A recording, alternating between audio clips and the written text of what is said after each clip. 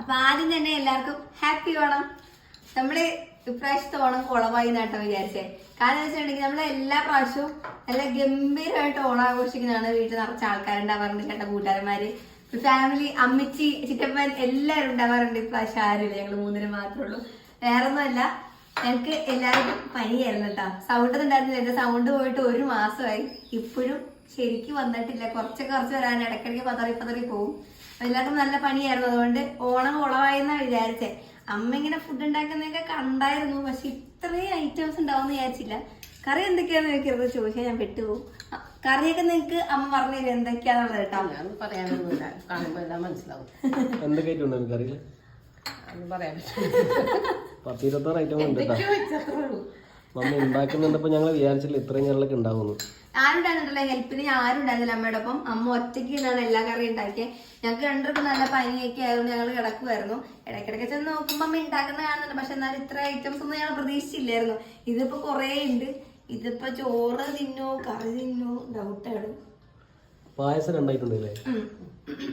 പരിപ്പ് സേമിയ. അപ്പൊ സാധാരണ അമ്മയുടെ കൂടെ അമ്മച്ചിയൊക്കെ ഉണ്ടാവാറുണ്ട് അടുക്കളയില് ഹെൽപ്പിന്. പക്ഷെ ഇപ്രാവശ്യം ഉണ്ടായാലും ഒറ്റയ്ക്ക് നിന്നാണ് ഇത്രയും സാധനങ്ങളൊക്കെ ഉണ്ടാക്കിയത്. ഞാൻ തേങ്ങ ചിലവ് കൊടുത്തല്ലോ. തേങ്ങ മാത്രം ഇത്രയും കറി വെച്ച് തേങ്ങ ചണ്ടി കൊടുത്തത്ര ചേട്ടൻ. ഞാൻ ഒന്നും ചെയ്യാൻ പോയിട്ടില്ല.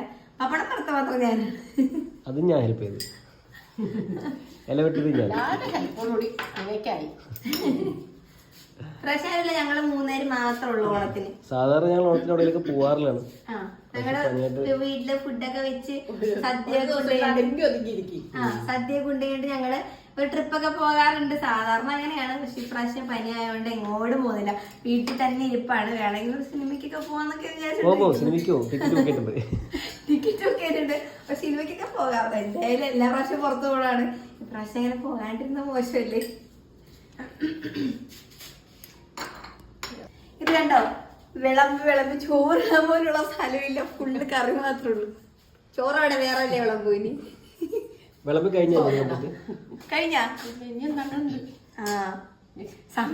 കൺഫ്യൂഷനായി. ഇപ്പൊ എന്തൊക്കെ ചോറ് പ്ലേറ്റിൽ വിളമ്പാം. കൺഫ്യൂഷനായി എന്തൊക്കെ വിളമ്പാനുള്ളതെന്നാണ്. അതൊക്കെ ലാസ്റ്റ് ചെറുതത്തില്ല. വേട്ടെ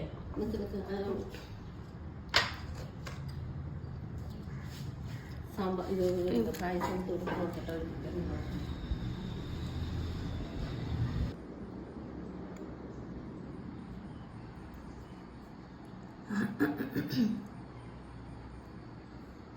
ബാക്കി കളയുന്നുണ്ട്.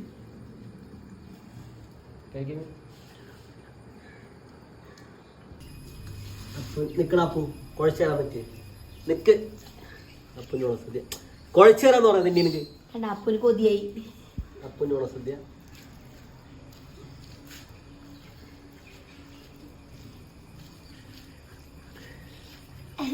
ഉപ്പ്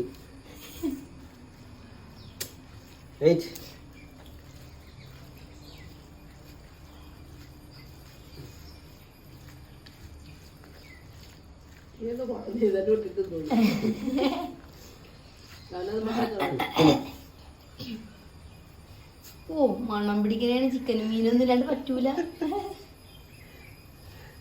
പായസത്തിന് മാതിരി കിട്ടാതെ പായസം കുടിച്ചാ അല്ലാണ്ട് തിന്നൂല. ഇച്ചിരി മധുരം അല്ലെങ്കിൽ ഇച്ചിരിക്കോളം ബീഫ്, ഇച്ചിരിക്കോളം മീന്.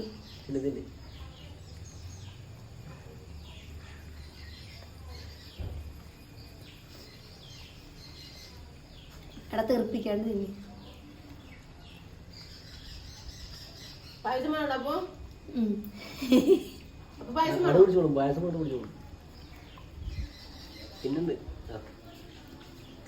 അപ്പൊ എല്ലാവർക്കും ഞങ്ങളുടെ ഹാപ്പി ഓണം.